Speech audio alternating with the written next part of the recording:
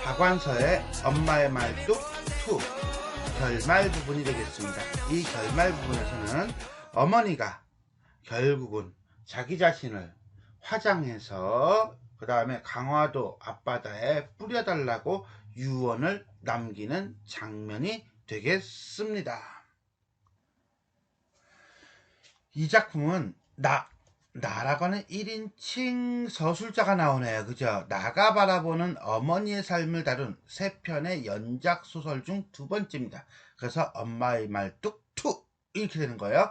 6.25 전쟁 중에 아들을 잃은 어머니의 상처와 한을 다루고 있다.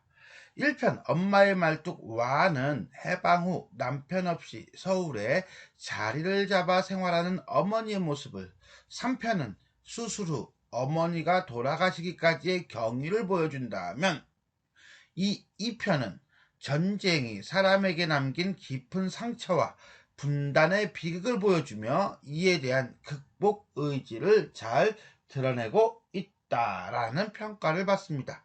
또한 한국 근대사의 격동기를 헤쳐온 어머니의 삶을 생생하게 그려냄으로써 여성 문학의 새로운 경지를 일군 작품으로 손꼽힌다 라고 보시면 되겠습니다.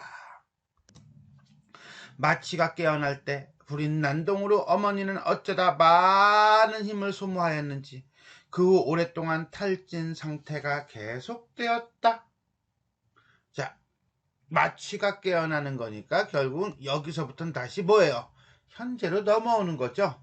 부피도 무게도 호흡도 없이 불면 날아갈 듯한 장의 백지장이 되어, 한마디로 뭐예요? 힘없고 초라해진 모습을 비유하고 있는 것이다 라고 보면 돼요. 누워 있었다. 간혹 문병을 와주는 친척이나 친구가 보기에도 도저히 회복될 가망이 없어 보였던지 모두 심각하게 고개를 저었다. 그들 중에는 어머니가 아예 의식이 없는 줄 알고 서슴지 않고 장례 절차를 얘기하는 이가 있는가 하면, 상갓집에 온 줄 착각하는지 천수를 누리셨으니 너무 서러워하지 말라고 우리를 위로하는 이도 있었다 라고 하는 것은 어머니의 죽음을 기정사실, 즉 뭐예요? 이미 정해진 일로 받아들이고 있는 거죠.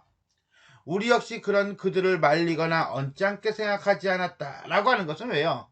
결국 체념했다는 거야. 받아들이고 있다는 거죠. 한두 숟갈 유동식을 받아 넘긴다는, 유동식, 식은 음식이에요. 식. 근데 유동이니까 뭐예요? 묽게 만든 음식. 한마디로 뭐 묽은 죽 정도? 이렇게 보시면 돼요. 주사바늘을 찌를 때 찡그리는 것. 왜? 어머니에게 의식이 남아있다는 표시는 참으로 작았다.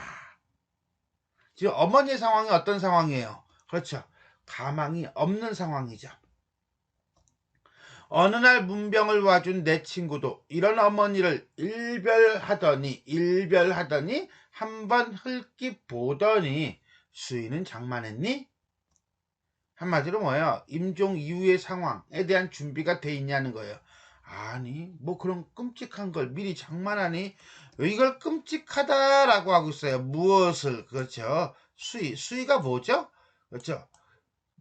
환자가 돌아가시고 난 다음에 이제는 입는 옷이죠. 얘 좀 봐. 그럼 묘지는? 묘지? 그런 것도 미리 장만하는 거니?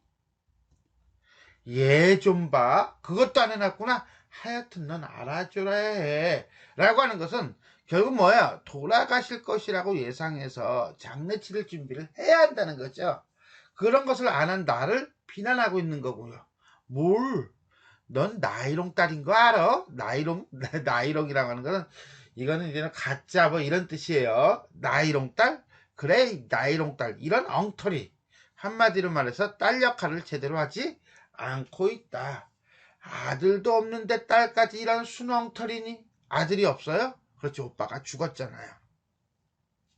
내가 나이롱에다가 순엉터리인 건 상관없지만 어머니를 위해선 좀 안 된 것 같아 변명할 마음이 생겼다. 어머니를 위해선, 즉 어머니가 불쌍하고 안쓰러웠다. 우리 고향에 선영 있잖아. 선영이라고 하는 건 조상의 공동묘지, 무덤이에요. 너희 고향이 어딘데? 몰라서 묻니? 개성 쪽 개풍군이야. 개성 쪽 개풍군이야. 결국 뭡니까? 개성이니까 북한이죠. 월남한 실향민 출신이라는 거예요. 그 북한에 무덤 있으면 지금 어머니 묻을 거야? 좀 그래요. 거기 있는 선영이 무슨 소용이 있어? 이미 분단이 돼가지고서 갈 수도 올 수도 없는데. 그래도라니 변명치곤 너무 구차스럽다 얘. 이북에다 두고 온 논밭 저당 잡고서나 돈도 꿔달라고 그래라. 이건 무슨 엉터리란 얘기죠. 실현 불가능한 얘기를 가지고 억지를 부리고 있다는 거예요. 입이 험한 친구는 사정없이 나를 몰아세웠다. 진짜 꼭 이렇게 타박을 줘야 되나? 하여튼 간에 그게 아니라 일종의 묵계 같은 거지. 묵계라고 하는 건요, 약속이란 뜻이에요. 어머니는 선영에 묻어야 한다, 뭐 이런 거죠. 어머니는 비록 살아생전에 못 가셨더라도 돌아가신 후에만은 어머님이 선영 곁에 누우시길 바라신 거 아닐거니?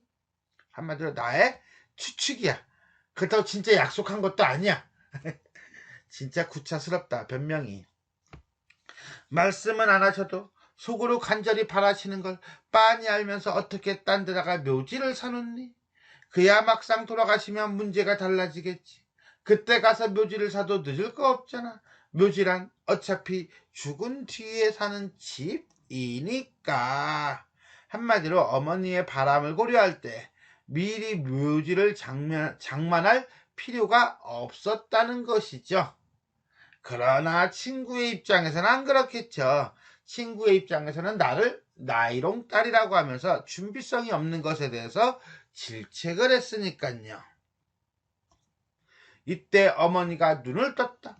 백지장 같은 모습과는 딴판으로 또렷하고 생기 있는 눈이라는 걸 어머니가 의식을 회복했다. 친구는 앉은 자리에서 에그머니나 비명을 지르며 내 옷소매에 매달렸다. 호수개미, 나 좀 보자. 이때 호수개미는, 이거는 서술자, 나를 얘기하는 거예요. 어머니가 정정한 소리, 굳세고 건강한 소리로 나를 곁으로 불렀다. 네, 어머니. 나는 어머니에게 조심스럽게 다가갔다. 어머니의 손이 내 손을 잡았다. 알맞은 온기와 악력이라는 건 손아귀 힘이에요. 그러니까 어떤 의지를 가지고 있고 그 다음에 어떤 각오가 있다는 거죠. 놀랍게도 서럽게도 했다라고 하는 것은 어머니가 이렇게 기운을 가지고 있다는 건 놀라운 거고요. 근데 어머니가 돌아가실 뻔했다라든가 죽음에 대한 얘기, 묘지에 대한 얘기를 할 정도라는 건 서러운 거가 되겠죠. 나 죽거든 행여 묘지 쓰지 말거라. 가만. 묘지를 쓰지 말거라. 어머니의 목소리는 평상시처럼 잔잔하고 만만치 않았다. 묘지를 쓰지 말라는 거는 결국 뭡니까? 화장을 해달라는 거거든요. 이거는 내가 생각했던 것과는 전혀 다른 반응이에요. 이건 뒤에 가면 나오겠지만 우리가 이제는 분단의 현실에 대한 저항과 극복 의지라고 이렇게 챙겨놓고 들어가면 되겠어요. 요 대목만 보면 어렵겠지만은 이거는 아들 오빠에게도 화장을 했어요. 화장을 했는데 이게 아까 개성 개풍군이라고 그랬잖아요. 고향 가까운 곳의 바다에다가 화장을 합니다.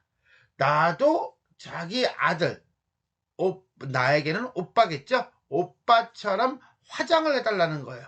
이거는 분단의 현실에서도 분단을 인정하지 않고 고향으로 가고자 하는 의지거든요. 그런 점에서 본다면 분단의 현실에 대한 저항과 극복 의지다라고 보는 거예요. 자, 그럼 우리는 묘지를 쓰는 거 매장이죠. 그 다음에 어머니가 요구하는 거 화장이죠. 이게 뭘 의미하느냐라고 한다면 묘지를 쓴다는 것은 결국은 고향 땅 북한으로 갈 수 없다는 거예요. 남한 땅에 묻혔으니까. 이거는 분단의 현실을 인정하는 거예요. 하지만 묘지를 쓰지 않는다는 것은 그것은 뭡니까? 분단의 현실을 인정하지 않는 것, 즉 뭡니까? 저항하는 것이다 라고 보시면 됩니다. 매장은 분단의 현실을 인정하는 것이고 화장은 분단의 현실을 저항하는 것이다. 그렇다면 묘지를 쓰지 말라라고 하는 것은 나는 분단의 현실을 인정하지 않겠다. 즉 저항하겠다. 이렇게 이해하시면 됩니다. 네, 다 들으셨군요. 그래, 마침 듣기 잘했다. 그렇지 않아도 언제고 꼭 일러두려고 했는데 유언삼아 일러두는 것이니 잘 들었다. 어김없이 시행토록 하라. 나 죽거든 내가 네 오래비한테 해준 것처럼, 한마디로 화장한 것처럼 강화도 앞바다에 부려다오. 누가 뭐래도 그렇게 해다오. 누가 뭐라든 상관하지 않고 그럴 수 있는 건 너밖에 없기에. 왜? 나의 마음을 잘 아는 사람은 너이기 때문에. 오빠의 죽음과 오빠의 죽음에 대한 집착을 아는 사람은 서술자 딸밖에 없기에 부탁을 하는 것이다. 오빠처럼요. 그래, 꼭 그대로. 결국 뭡니까? 죽어서도 아들 곁을 지키겠다는 모습. 설마 그걸 잊고 있진 않겠지? 있다니요? 그걸 어떻게 잊을 수가? 어머니의 손에 악력. 결국 뭡니까? 이거는 줏대, 고집, 의지 이런 거. 아니, 나를 농바위 고개를 넘을 때처럼 강한 줏대와 고집을 느끼게 했다. 자, 요 대목을 알려면 우리는 이 소설이 연작 소설이라는 걸 알아야 돼요. 왜냐하면은 이 엄마의 말뚝 두 번째 파트, 이 소설에서는 이 장면이 안 나와요. 이거는 전편, 엄마의 말뚝 첫 번째에서 나옵니다. 그래서 개성에 있던 어머니가 나를 신여성으로 만들고 오빠를 지식인으로 만들기 위해서, 집안을 키우기 위해서 고향에 계시는 어르신들을 설득해서 오빠와 나를 데리고 서울로 데리고 옵니다. 그리고 거기서 서울에서 말뚝, 즉 생활의 근거지를 삼습니다. 그러려면 어른들, 집안 어른들을 설득하던 그 어머니의 고집이 나오겠죠. 그죠? 강한 줏대가 나오겠죠. 그죠? 그 모습이 지금의 모습과 겹친다는 것은 결국 어머니를 설득할 수 없을 것이다 라는 것을 의미한다 라고 보면 돼요. 오빠의 시신은 처음엔 무악재 고개나무 벌판의 반머리에 가장, 즉 임시로 묻었다라는 거예요. 자, 여기서부터는 다시 과거 회상이 되면서 가매장, 가짜 매장, 즉 임시로 묻는 거예요. 행여병자 취급하듯이, 한마디로 길바닥에서 죽은 사람처럼 취급하듯이 형식과 절차가 없는 매장이었지만, 왜? 6.25 전쟁 직후는 어쩔 수가 없었어. 그러니까 왜? 그 당시에는 서울이라고 하는 게 무정부 상태였거든요. 우리 모녀의 가냘픈 힘만으로는 그것 이상으로 가능한 것이 없었다. 서울이 수복되고 화장장이 정상화되자, 수복이라고 하는 것은 땅을 되찾는 걸 얘기합니다. 어머니는 오빠를 화장할 것을 의논해왔다. 그때 우리와 합하게 된 올케는, 올케? 오빠의 아내는 아비 없는 아들들, 결국 뭡니까? 오빠의 자식들이겠죠. 나에게는 조카들이 될 것이고요. 무덤이라도 남겨줘야 한다고 공동묘지로라도 이장할 것을 주장했지만, 어머니는 오빠를 죽게 한 것이 자기의 죄인 것처럼, 한마디로 뭡니까? 어머니의 죄책감이에요. 젊어 과부가 된 며느리한테 기가 죽어 지냈는데 그때만은 조금도 양보할 기세가 아니었다. 의지가 매우 굳었다. 남편의 임종도 못 보고 과부가 된 것도 억울한데 그 무덤까지 말살하려는 시어머니의 모진 마음이 야속하고 정떨어졌으련만 그런 기세 속엔 거역할 수 없는 위험과 비통한 의지가 담겨 있어 종당엔, 마지막에는, 결국에는 옳게도 순종을 하고 말았다. 오빠의 살은 연기가 되고 뼈는 한 줌의 가루가 되었다. 어머니는 앞장서서 강화도로 가는 시내버스 정류장으로 갔다. 우리는 묵묵히 뒤따랐다. 강화도에서 내리는 어머니는 사람들에게 묻고 물어서 멀리 개풍군 땅이 보이는, 개풍군이 어디예요? 그렇죠, 고향이죠. 그리고 지척으로 보이되 갈 수 없는 땅, 고향이 되겠죠. 한 줌의 먼지로 훨훨 날려버렸다.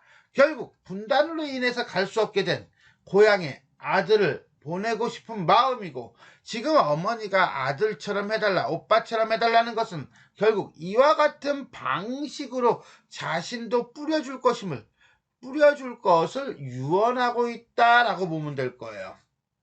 자, 이것은 결국 고향에서 가장 가까운 공간에다 뿌린다는 것은 분단의 현실이지만 고향으로 가기를 바라는 마음, 즉 현실을 인정하지 않는 마음, 즉 현실에 대한 저항 정도로 보시면 되겠습니다.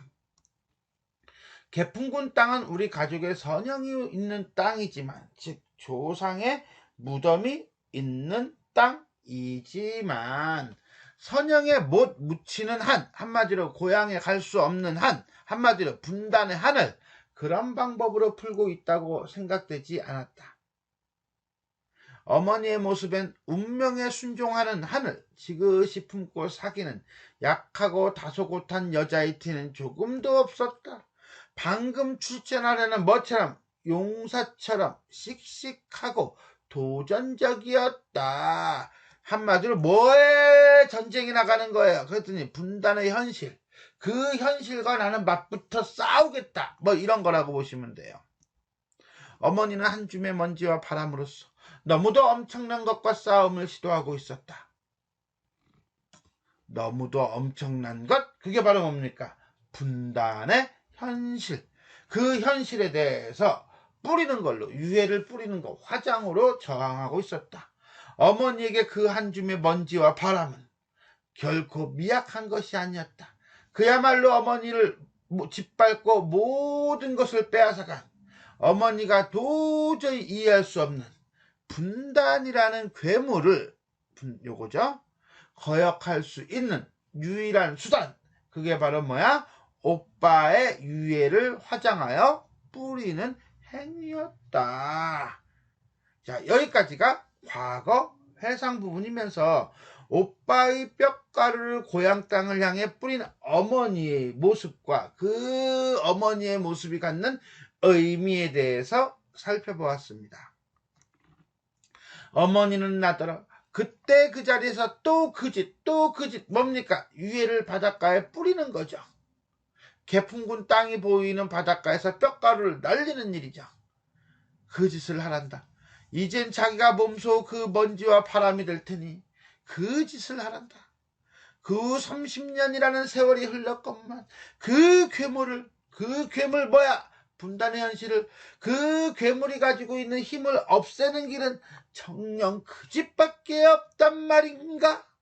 분단의 현실, 그 현실로 인한 상처와 아픔, 그 아픔에 대한 안타까움을 없는가? 라고 하는 서리적 표현, 의문형 표현을 통해서 표현하고 있다라고 보시면 되겠네요. 너한테는 미안하구나, sorry. 그렇지만 부탁한다, 미안해도 할 수 없어, 해야 해, 뭐 이런 거죠.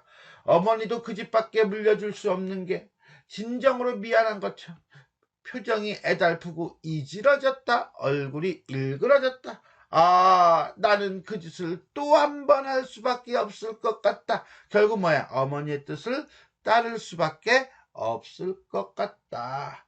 어머니는 아직도 투병 중이시다. 이 투병 중이다라고 하는 게 이게 병과 싸우고 있다는 거예요. 결국은 병과의 싸움에서 지면 죽겠죠. 병과의 싸움에서 이기면 살아나겠죠. 하지만 어머니는 투병 중인 거예요. 투병은 아직까지 싸우고 있다는 거예요. 병과 싸우는 거야? 아니죠. 분단의 현실과 싸우고 있는 거죠. 분단의 현실과 싸우면서 그 분단의 현실에서는 결국 뭡니까? 오빠의 죽음이라는 트라우마, 그것과 싸우고 있는 거죠. 이렇게 해석을 할 수도 있고요. 지금 투병 중이라는 건 병을 앓고 있는 거죠. 병을 앓고 있는 거라고 본다면 이때 병이라고 하는 것은 분단의 현실이고 그 분단이라고 하는 괴물이고 오빠를 죽음을 이끌게 한 것이고 라고 한다면 투병은 어머니가 지금 병을 앓고 있는 거죠. 자, 그러면 투병은 싸우는 걸까요? 병을 앓고 있는 걸까요?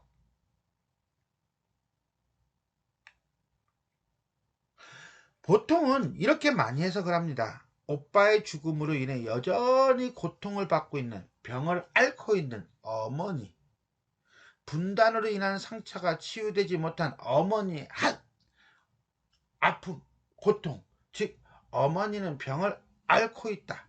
투병이라고 많이 해석을 합니다. 근데 나는 가만히 이 작품을 읽으면요, 이 투병이 병을 앓고 있는 걸까? 아니면 병과 지금 어머니는 싸우고 있는 걸까?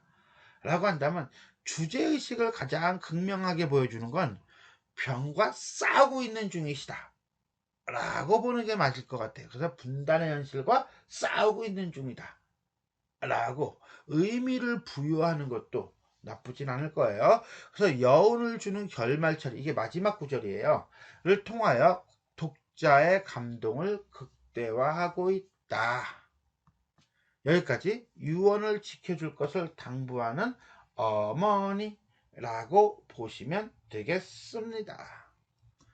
지금까지 우리는 박완서의 엄마의 말뚝 두 번째 결말 파트, 회복될 가망이 없어 보이는 상태가 된 어머니가 나 서술자에게 화장을 해서 개풍군 땅이 보이는 바다에 뿌려달라고 유언하는 장면이 되겠습니다.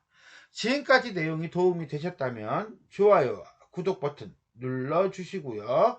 알람 설정 부탁드리겠습니다. 수고하셨습니다.